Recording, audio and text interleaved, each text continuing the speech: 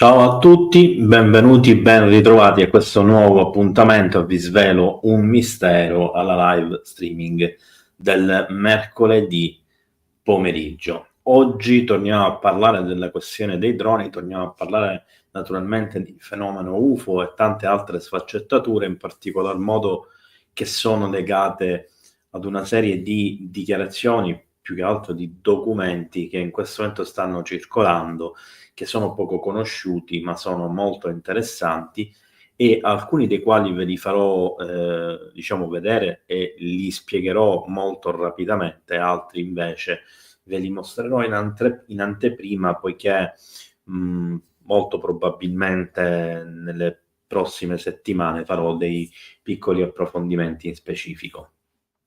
Oggi mi scuso già se in anticipo mi vedete un pochettino più lento nelle frasi, nelle parole, e magari un po' meno sorridente, ma ho un fortissimo mal di testa, quindi diciamo che vado un po' ad arrancare. Allora, la prima cosa che mi interessa affrontare riguarda la questione dei droni. Ovviamente, come volevasi dimostrare, la pagina, già giusto per avere il primo problema, va riavviata.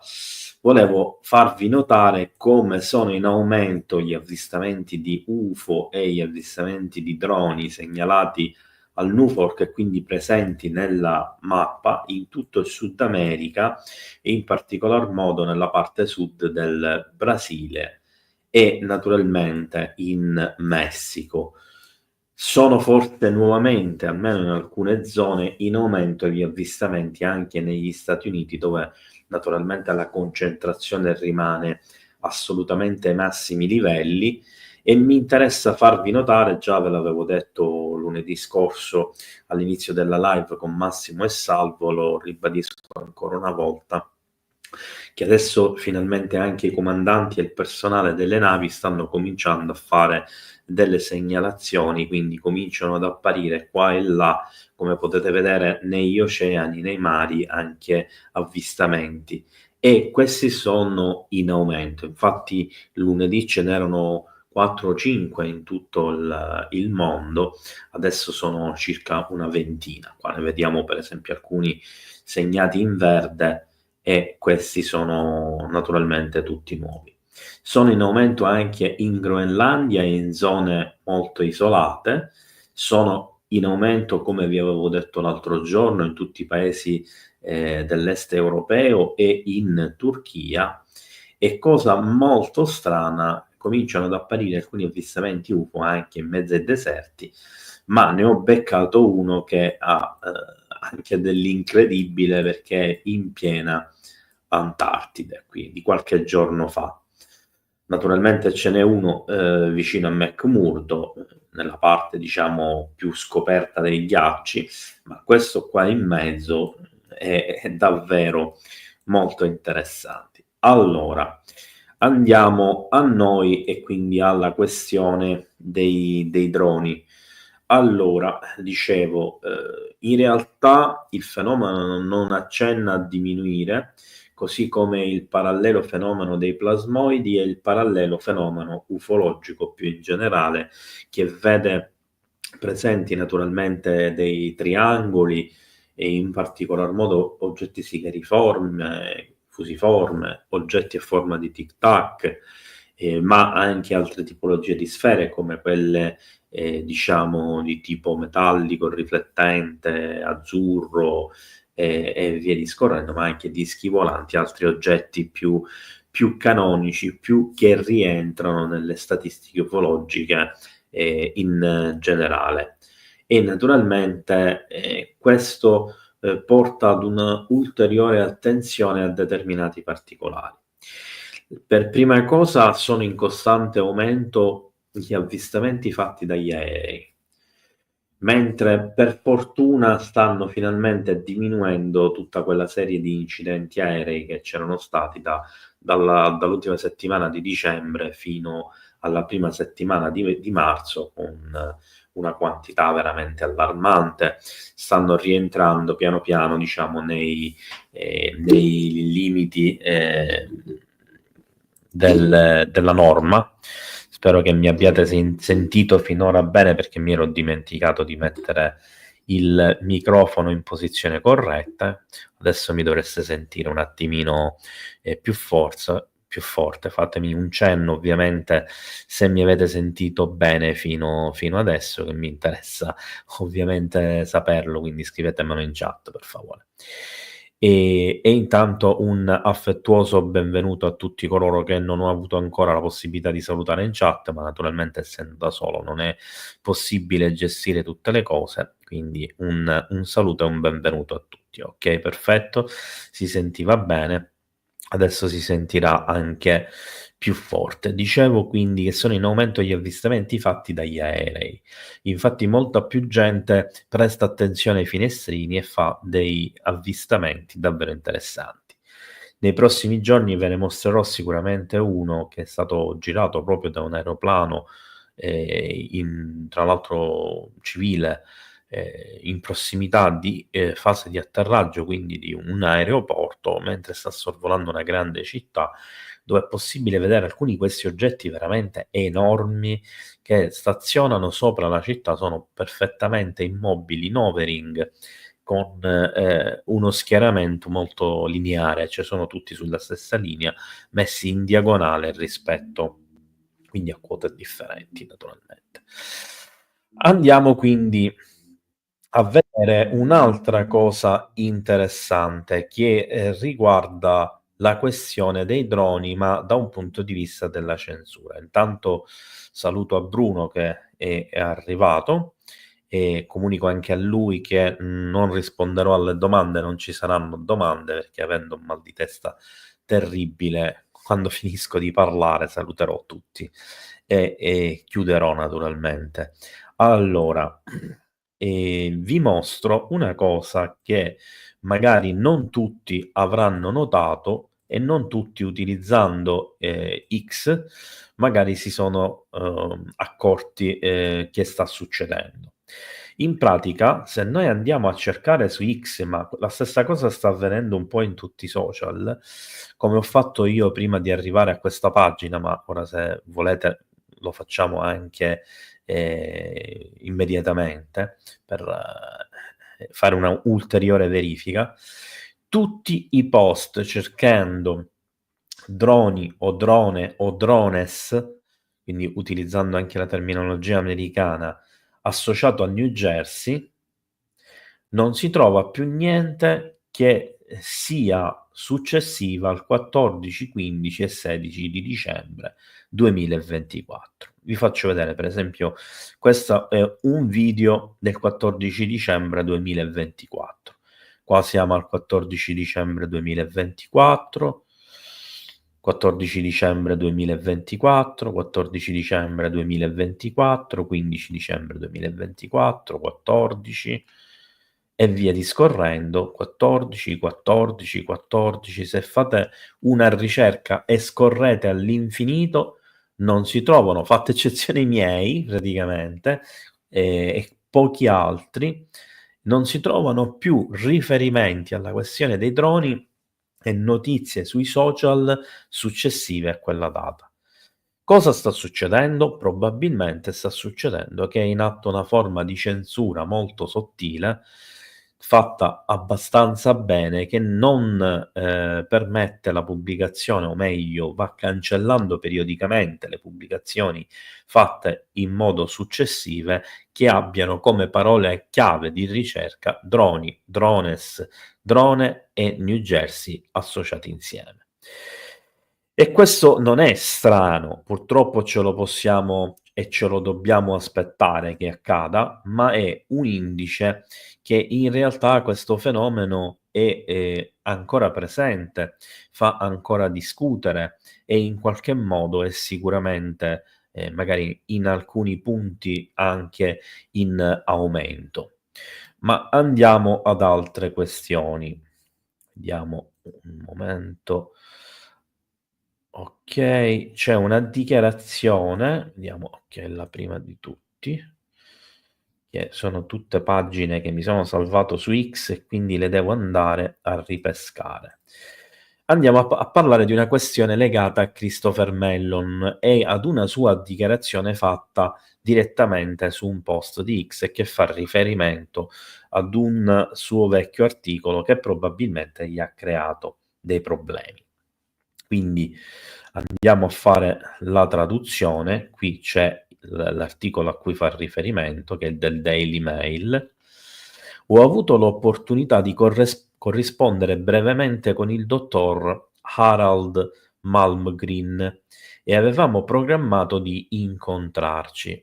Per chi non lo sa, magari non conosce Christopher Mellon, è un personaggio che ha lavorato per la difesa statunitense e che spesso incontra personaggi che hanno avuto a che fare direttamente all'interno di programmi magari segreti, più o meno segreti, con la questione UFO e la questione della retroingegneria. Purtroppo la malattia di questo grande americano, quindi lo considero un grande patriota, ha impedito che ciò accadesse, in uno scambio di mail per cercare di coordinare il nostro incontro. Quando ho fatto casualmente osservazione su Twitter sul mio primo lavoro presso il Dipartimento della Difesa esposto agli eventi degli UAP, non avevo idea che mi sarei imbattuto in una miriade di controversie accese.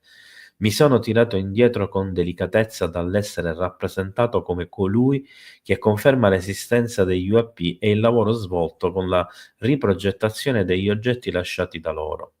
Non sono una persona che ha bisogno di e desidera un'elevata visibilità pubblica su alcun argomento, preferendo sempre un'interazione silenziosa con i veri decisori. In pratica ci sta dicendo: a me non interessa apparire al pubblico. Se ho dato l'impressione di voler essere uno che svela i segreti sugli UAP, vi state sbagliando. Io non ne parlo perché voglio svelare le cose, non ne parlo perché voglio attirare l'attenzione o voglio essere al centro dell'attenzione, ma semplicemente perché è giusto parlarne, ma a questo io preferisco incontrare, parlare direttamente con gli addetti ai lavori. La menzione del Tagalong in questo articolo riporta naturalmente alla mente il famoso caso del tenente Bob Jacobs e del maggiore Florence Massman, che descrissero un evento quasi identico che coinvolgeva riprese ufficiali di un UAP che sorvolava una testata nucleare durante un test sulle armi del 1967. Come ho detto per anni, ci sono molteplici ragioni, tra cui, ma non solo, la testimonianza giurata dell'ex funzionario dell'intelligence David Grush per prendere sul serio le accuse di tecnologie extraterrestri recuperate. Ad esempio, in precedenza ho condiviso un segmento di corrispondenza che ho ricevuto su Signal da un funzionario governativo che confermava il recupero di materiale extraterrestre. Ci sono anche altre fonti che danno credibilità a queste affermazioni. Non so se ve lo ricordate, ma un bel po' di live fa portai alla vostra attenzione proprio delle parti di mail che facevano riferimento a un UFO crash e al recupero di un oggetto volante non identificato, proprio discusso e mostrato in un post proprio da Christopher Mellon. Come ho sostenuto, poiché l'universo è infinito e incredibilmente antico, è poco lungimirante proiettare i nostri attuali limiti tecnologici e scientifici su civiltà che potrebbero essere miliardi di anni più vecchie e molto più avanzate. Come ho sostenuto altrove, ad esempio nel mio articolo del 3 giugno 2023 su Politico, l'umanità trarrebbe beneficio dal conoscere la verità, ma riconosco anche che la paura e la paranoia iniziali che un tale rivelazione potrebbe scatenare potrebbe rivelarsi costosa e destabilizzante. Prima di procedere ulteriormente con indagini su queste accuse, forse è giunto il momento che il Congresso o l'amministrazione sponsorizzino uno studio approfondito delle conseguenze sociali, economiche e di sicurezza nazionale che potrebbero derivare dal contatto con una civiltà aliena.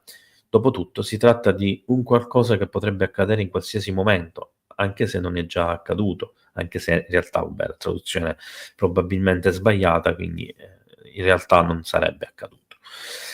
Allora, mi interessa sottolineare 2 punti di queste dichiarazioni di Mellon. Il primo che mi trova completamente d'accordo sul fatto che sarebbe necessario fare uno studio, serio e non di parte aggiungo, che possa capire le implicazioni e le conseguenze sociali di un contatto extraterrestre.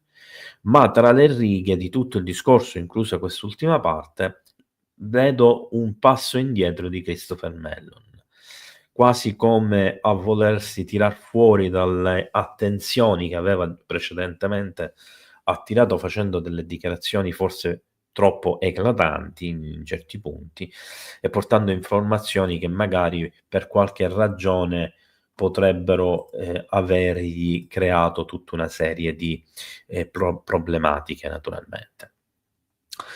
Ora andiamo a vedere invece alcuni documenti interessanti in cui sono incappato per caso. Allora.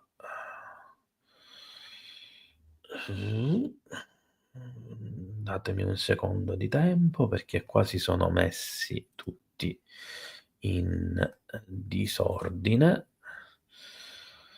E allora vediamo se lo becco. Vediamo se è lui. Sì, è lui, okay.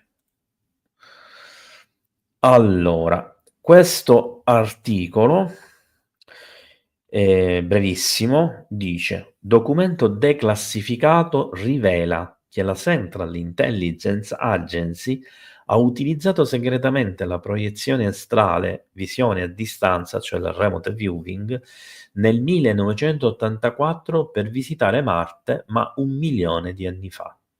Quindi una dichiarazione secondo cui per gli psionici che effettuano remote viewing non solo è possibile entrare in contatto con individui di altri luoghi e di altre dimensioni, ma anche addirittura di altri tempi. Immaginate le implicazioni di una cosa del genere, cioè avere la possibilità di parlare con persone del passato e del futuro. Una cosa incredibile. Qui si parla quindi in un documento ufficiale che è questo che vediamo accanto al pianeta Marte, naturalmente questa è una pagina, la copertina, che gli autori di questa remote viewing sarebbero riusciti a vedere delle piramidi sul suolo marziano e riuscirono a parlare con esseri, quindi non con umani, che le avevano costruite e videro anche la fine di quell'antica civiltà. E questa è una cosa che ovviamente è difficile da credere, è difficile da digerire, ma è un documento della CIA che ne parla. Qui purtroppo viene mostrata soltanto, questa copertina, non c'è altro, però, evidentemente c'è la possibilità di andare a cercare il documento e d'approfondire la questione. Un altro documento che mi interessa portare alla vostra attenzione, vediamo se anche questa volta riesco a beccare il documento giusto al primo colpo, sì. Allora, quello che state vedendo è praticamente un documento sempre della CIA, della Central Intelligence Agency. Nell'ultima riga del riassunto del documento di questa seduta, si fa riferimento ad una seduta di, ehm, contatto con entità extraterrestre molto lontane in punti precisi e nella fattispecie, se non ricordo male, si fa riferimento naturalmente ad abitanti delle Pleiadi, quindi ai famosi pleiadiani, pleiariani. Il soggetto, quindi lo psionico che effettua il remote viewing, ha riferito di essersi interrotto dalla seduta con la sensazione di aver dovuto ricordare qualcosa. Che significa? Significa che la sua visione a distanza è stata interferita da qualcuno che aveva capacità maggiori di lui e che gli ha cancellato il ricordo e non gli ha permesso di vedere quello che stava cercando di vedere. Questo è il documento riassuntivo della sezione della seduta, in pratica, che avrebbe portato a questa comunicazione. Andiamo a vedere un altro documento ancora. Ecco qua.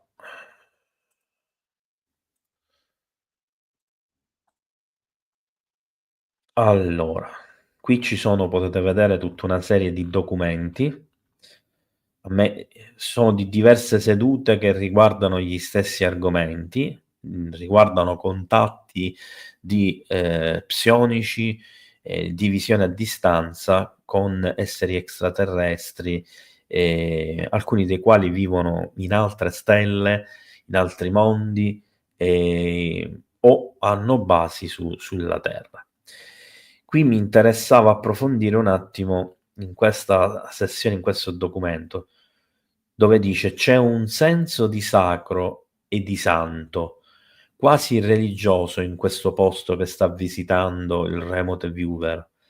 Gli appunti della sessione, qui sotto, ora ve la faccio vedere, si riferiscono alla piattaforma come ad un altare. Ci sono entità vestite di bianco in un semicerchio da un lato. La loro attenzione sembra essere focalizzata sulla piattaforma. La stanza è scarsamente illuminata. Questo posto mi sembra familiare, come se ci fossi già stato. Cosa sta vedendo il remote viewer? Sta vedendo un luogo interno dove ci sono questi esseri alieni vestiti di bianco, incappucciati nella penombra. All'interno di questo luogo c'è quello che sembra essere un altare e sembrano, diciamo, fare qualcosa in semicerchio intorno a questo altare. La loro attenzione sembra focalizzata da questa che lui definisce una piattaforma. E qui c'è il documento in oggetto con la parte più interessante segnata. Anche qui si tratta di un documento della CIA, come possiamo vedere. Qui ci sono i dati, quindi se poi ve li segnate attraverso il video potete anche andare a fare delle ricerche personali. Ma dove si trova il remote viewer mentre sta facendo la visione a distanza? Si trova in un luogo dove ci sono delle piramidi. E ora ci arriveremo, perché c'è qualcosa di interessante proprio che riguarda l'affermazione: io in questo luogo credo di esserci già stato. Quindi ricordiamoci questo punto di contatto. Vi faccio vedere un'altra cosa interessante. Ecco, qua c'è un'immagine che riassuma quelle che sta vedendo. Sembra di vedere praticamente una società segreta davanti ad un altare e vede come sull'altare, questi sono schizzi originali dei remote viewer, come sull'altare praticamente possa essere messo un individuo che viene colpito dalle energie, dalle luci, eccetera. E di questi ne possiamo trovare tantissimi, ce ne sono tantissimi sparsi. Vediamo cosa dice riguardo a questo disegno. Allora, clicchiamo. Il soggetto ha descritto un'esperienza quasi religiosa dopo essere salito in cima all'altare ed essersi sdraiato lui stesso, quindi il remote viewer. Non solo sentiva che quello era un luogo familiare, fu quindi illuminato da un brillante raggio di luce bianca dalla testa ai piedi. Una figura in tunica si è poi spostata da dietro il gruppo e si è fermata accanto a me con una mano tesa sul mio plesso solare. Quindi sapevano che era lì e hanno interagito direttamente con lui. Andiamo a vedere un'altra schermata con un altro documento. Ehm, allora, questa è la pagina iniziale del documento dove si parla del viaggio, diciamo, della remote viewer verso le Pleiadi e altre località nello spazio con civiltà, eccetera. È un documento declassificato che rivela che nel 1988 la CIA ha utilizzato segretamente le proiezioni astrali e visione a distanza per visitare il quartier generale di una civiltà extraterrestre all'interno di una piramide in Egitto. Hanno visto entità viste di bianco. Il visualizzatore remoto ha detto: sono già stato qui, perché riconosce le piramidi d'Egitto, della piana di Giza. Questo è il documento, la copertina del documento, e qui vi invito a riflettere un attimino sulle implicazioni della presenza di questi documenti al di là dei viaggi verso le Pleiadi e della civiltà di Marte. In questo momento in cui ci sono state proprio le scoperte fatte da Corrado Malanga, da May e tutta l'equipe e lo staff, proprio sulla piana di Giza, e che va in qualche modo ad andare a confermare, seppur sia necessario che ci siano e vengano fatte altre sperimentazioni, altri esami, altre analisi, eccetera, ma vedremo il tutto, spero appunto, direttamente dalle parole di chi se ne sta occupando concretamente. E vi ricordo, salvo imprevisti, che venerdì ci sarà May qui a parlare proprio dello Zep-Tepi egizio, che è strano che i remote viewer parlano di camere, di alieni e di altari di energia, eccetera, che si trovano all'interno delle piramidi d'Egitto, proprio nel momento in cui sarebbe stato scoperto che, almeno attraverso il radar, i raggi, le analisi, tutto quello che vogliamo, che ci sono delle strutture al di sotto delle piramidi. Ovviamente in attesa che ci saranno poi ulteriori approfondimenti, così come dichiarato anche dallo stesso Corrado Malanga, tra qualche mese ci saranno nuove analisi e nuovi dati da verificare. Almeno questo è quello che mi è sembrato di capire, ma andiamo avanti. Vediamo qua, mi si è chiusa la pagina.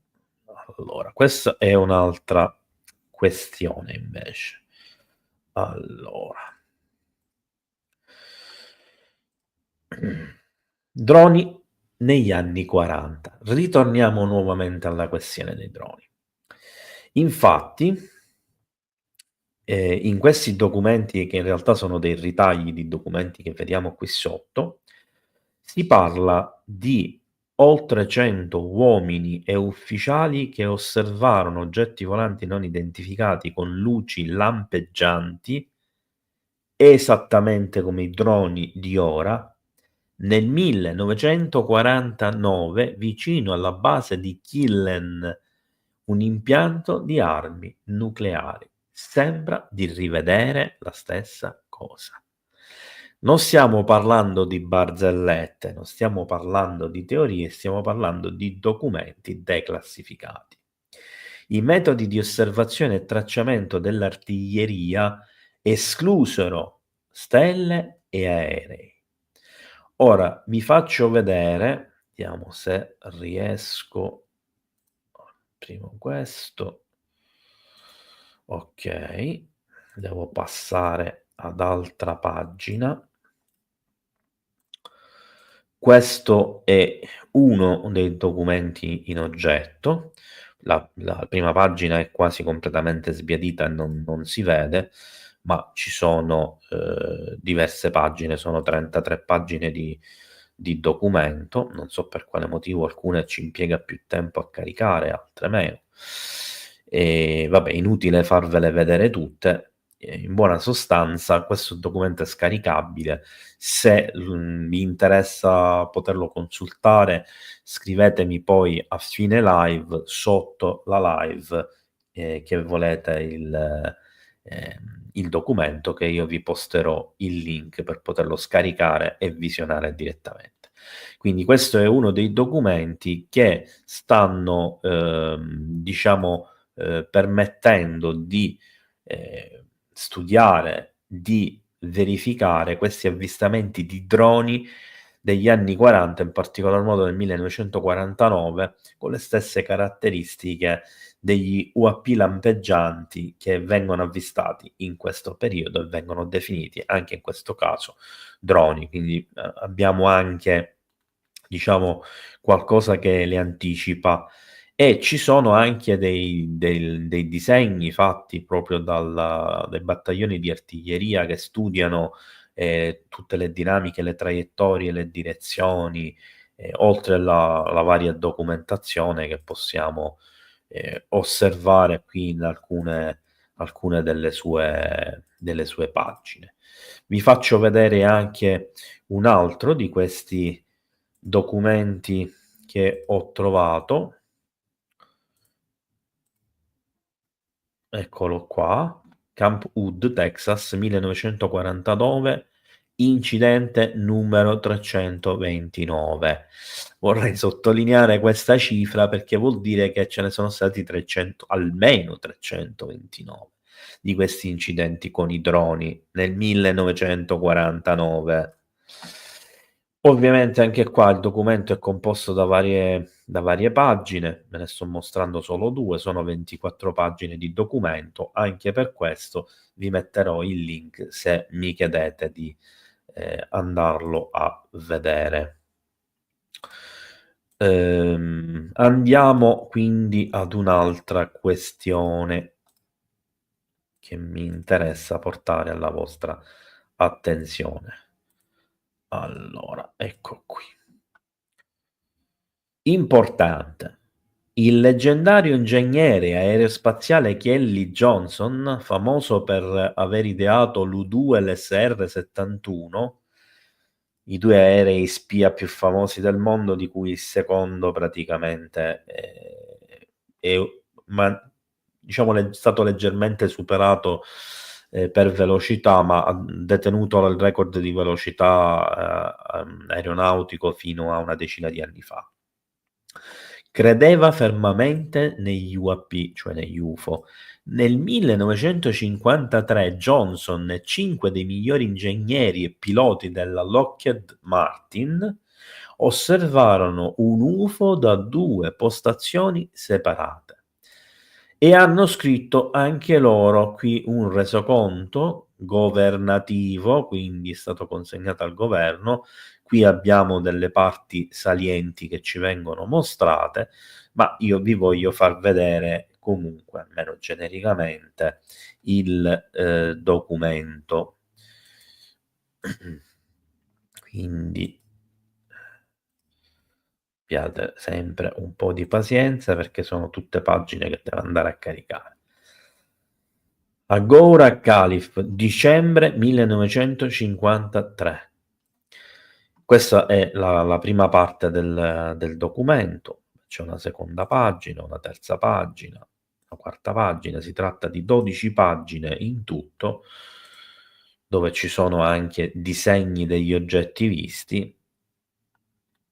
E vi ricordo che siamo nel 53, quindi un oggetto con questa aerodinamica e questa forma visto di lato sono impensabili, ma ricordano molto comunque l'oggetto di Roswell del 47 e anche gli oggetti visti da Kenneth Arnold sempre nel 47, che non è così lontano poi dal 1953. Diciamo che 6 anni di differenza ci stanno tutti.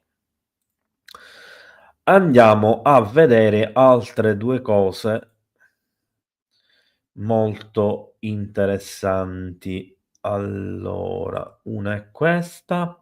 Questo documento ve l'ho mostrato qualche giorno fa e vi ho raccontato una storia in un video proprio specifico su questa pagina. Vi ho raccontato una storia poiché questa pagina è stata pubblicata ufficialmente come una pagina estrapolata dalla documentazione che avrebbe coinvolto diciamo John Fitzgerald Kennedy. E questo lo diceva un americano, quindi io ho riportato questa notizia e vi ho fatto presente la parte principale, la centrale sottolineata di questo documento, che parla della Luna, della presenza dei grigi nel lato non visibile del nostro satellite, della collaborazione con l'URSS e della richiesta di Kennedy, appunto, di svelare i segreti UFO, di una collaborazione con l'Unione Sovietica anche per gli studi ufologici, eccetera. Ebbene, finalmente siamo riusciti a beccare il documento e il documento è il seguente. Vediamo se ok, lo state vedendo. Si tratta di 7 pagine, di cui quella era una sola, quindi io vi anticipo che prossimamente, se riesco, perché ci sono delle parti proprio annerite che non si capisce quasi niente o niente del documento, cercherò di portare alla vostra attenzione la traduzione integrale di questa documentazione e naturalmente della storia che vi è all'interno. Altra cosa, ultima questione. C'è questo documento che è stato declassificato sempre della CIA, anche questo è scaricabile e visionabile, su cui porterò la vostra attenzione prossimamente, appena avrò la possibilità naturalmente di riuscirlo a tradurre, a leggerlo e magari anche a sintetizzarlo, dove si parla praticamente del progetto Sunstreak, un progetto che probabilmente il 99% di noi non ha mai sentito nominare. Si tratta di un tentativo da parte della Central Intelligence Agency di localizzare l'Arca dell'Alleanza, utilizzando dei visualizzatori a distanza nel 1988. Questo significa che non solo al 1988 non si sapeva dove si trovava l'Arca dell'Alleanza, ma erano perfettamente coscienti dell'importanza di questo oggetto, tra virgolette, mitologico, e che c'era la necessità di utilizzare qualsiasi strumento per riuscire a capire dov'era ed eventualmente andarlo a recuperare. Perché non è uno strumento come lo si crede normalmente. In questo, ovviamente, film come Indiana Jones e altri che hanno parlato e discusso abbondantemente dell'argomento, seppur in modo molto fantastico e avventuriero, sicuramente ci hanno portato all'attenzione una serie di fattori che poi sono stati discussi e approfonditi anche da ricercatori, da soprattutto scrittori come Zaccaria Sitchin, come Mauro Biglino e altri, che ci hanno visto appunto qualcosa di tecnologico e di alieno, e chissà che magari non sia realmente così. Quindi cercherò di portare alla vostra attenzione questo documento e naturalmente il progetto incluso in sé.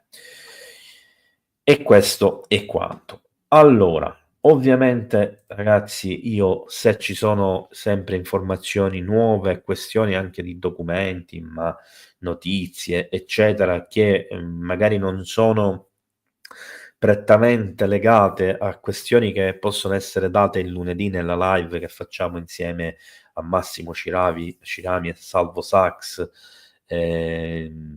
diciamo che ve le porterò all'attenzione in questa maniera. Se invece possono essere incluse all'interno di quelle live, ovviamente questa fa sempre in onda, ma trattando altri argomenti.